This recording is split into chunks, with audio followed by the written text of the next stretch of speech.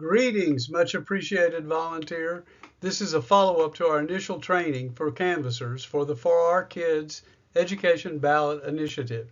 It's crucial that the information in the notary and canvasser sections of the signature page be filled out correctly.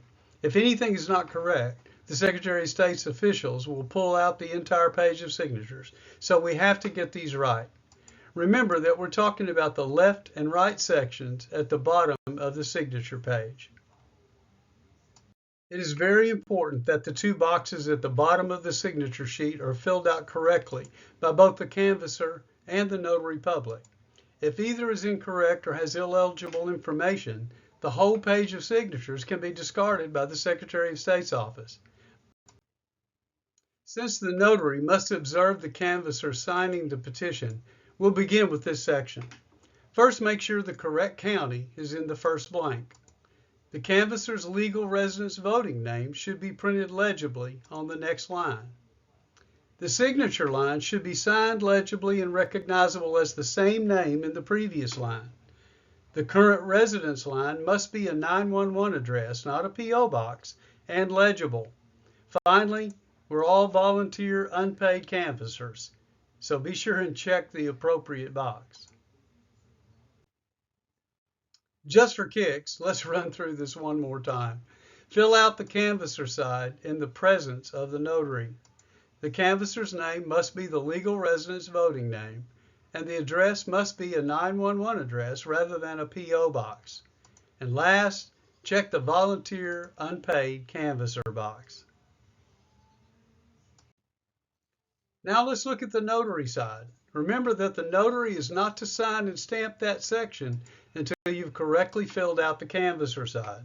Make sure when filling out the county where the notary signs that it's the same county listed in the canvasser side.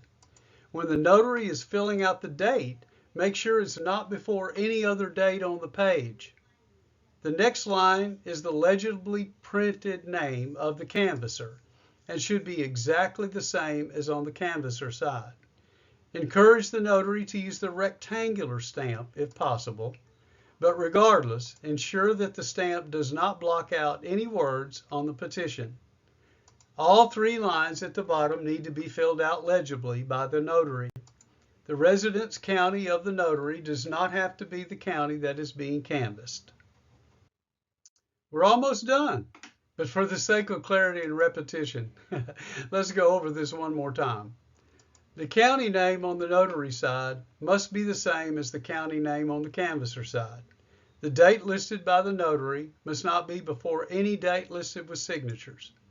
If possible, the notary should use the rectangular stamp, but in no case should the stamp obscure any words on the petition.